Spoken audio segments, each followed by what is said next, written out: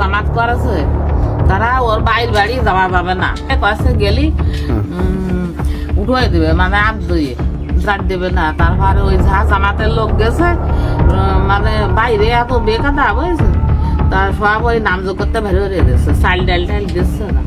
সমগ্র বাংলাদেশে নির্বাচন পরবর্তী সহিংসতা উদ্বেগ গণহারে বেড়ে চলেছে।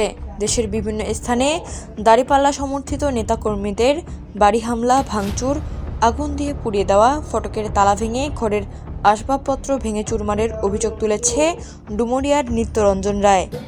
নির্বাচনের পরে বিএনপির নেতাকর্মীরা আমাদের বিভিন্ন রকমভাবে জীবন নাশের হুমকি, আমার বাড়িতে ঘরের তালা ভেঙে ঘরের ভিতরের আসবাবপত্র, টেলিভিশন ভেঙে একবার তছনছ করে দিয়েছে।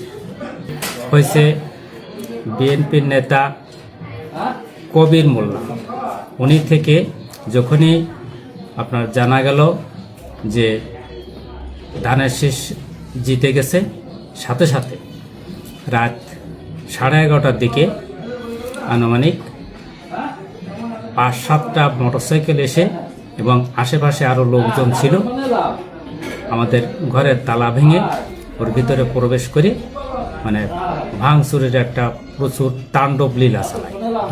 ঘটনাসূত্রে 12ই ফেব্রুয়ারি দিবাগত রাতে নির্বাচন ফলাফল প্রকাশের পরবর্তী সময়ে আনুমানিক রাত 1টার দিকে জাবলা গ্রামের রঞ্জন রায়ের বাসগৃহে একদল সন্ত্রাস ফটকের তালা ভেঙে গৃহে প্রবেশ করে।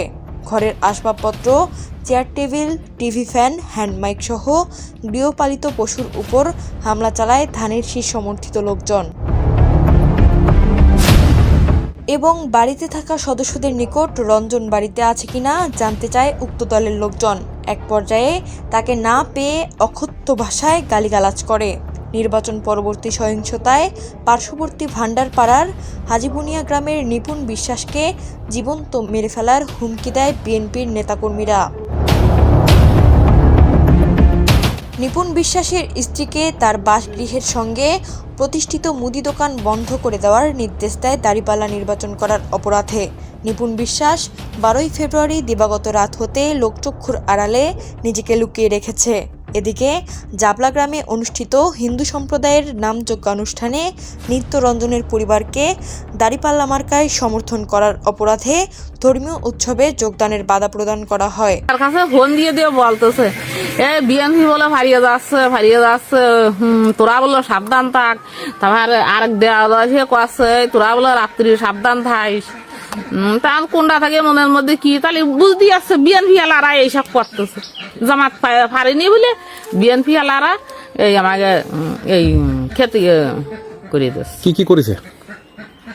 একটা টিভি নষ্ট আছে, একটা টেবিল একদম ভাঙিয়ে হেলাই যাচ্ছে, আর একটা অর্ধেক ভাঙিয়ে হেলাই যাচ্ছে, আর ওই স্টিলের আমাকে যে ওষুধের দোকান আছে বড় আলমারি, তাও এরকম বুট করে ফেলা আছে, চার দিয়ে ফাঁকি উড়ে দিয়েছে, তারপর সার্কেল চেয়ার ভাঙাছে। ধর্মীয় উৎসবে যোগদানের বাধা প্রদান করা হয়। নীলিমা রায়, নীলা, নিউজ টেক্স, হিন্দুস নিউজ।